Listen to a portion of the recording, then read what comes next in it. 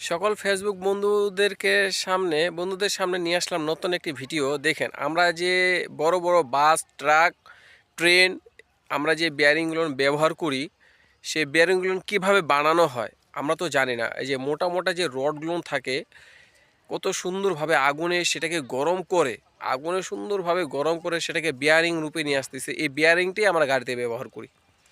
দেখেন, আপনাদের সামনে নিয়ে আসলাম, অবশ্যই ভিডিওটি স্বয়ংসম্পূর্ণভাবে দেখবেন। ভিডিওটি দেখলে অনেক কিছু শিখতে পারবেন। এই ভিডিওটা থেকে অনেক কিছু শেখার আছে, সেটা হচ্ছে যে বিয়ারিংটা কিভাবে বানানো হয়, কতটুকু লাগবে, কি মাপে বানাইতে হবে, কোন গাড়িতে ব্যবহার করতে হবে, সেটা আপনাদের সামনে তুলে ধরলাম। অবশ্যই ভিডিওটি আপনাদের ভালো লাগবে। ভালো লাগার জন্যই আমি আপনাদের সামনে ভিডিওটা নিয়ে আসলাম।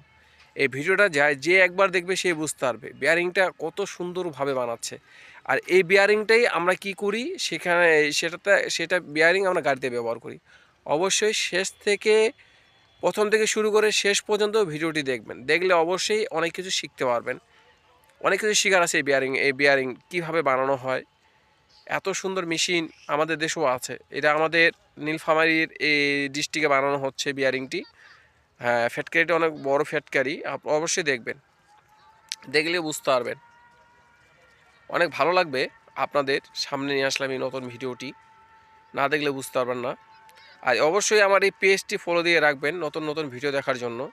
আপনাদের সামনে আমি নতুন নতুন ভিডিও নিয়ে আসতেছি নতুনভাবে। আর আপনাদের যদি ভালো লাগে অবশ্যই কমেন্টে জানাবেন। অনেক সুন্দর ভিডিও নিয়ে আসলাম। আমার ফেসবুক সকল ভাইদেরকে আমার পক্ষ থেকে আন্তরিক শুভেচ্ছা, অভিনন্দন। আসসালামু আলাইকুম।